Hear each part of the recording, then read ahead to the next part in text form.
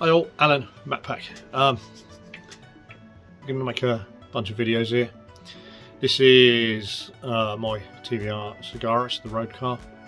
We were going to do a colour, but obviously under the engine bay and the bulkhead all shows, so we masked it up, did that black, let it cure, then remasked back up under there, cleaned the car up. It's now ready for a spray wrap, all cleaned up, ready to go. This was a long time ago, like 2015 or something like that, 14 maybe, can't remember. So long ago we were using PlastiDip spray as well. Look, there's a turbine on the floor. So first couple of coats, dust coats of the white down, we then bang the 4 wet coats of the white, making a nice pure white. On this instant we used silver pearl, so we banged that into a PDS clear, threw that over the top, maybe 1, maybe 2 coats of the silver pearl. It's quite a subtle pearl, but has some really nice pop in the sun. This is it.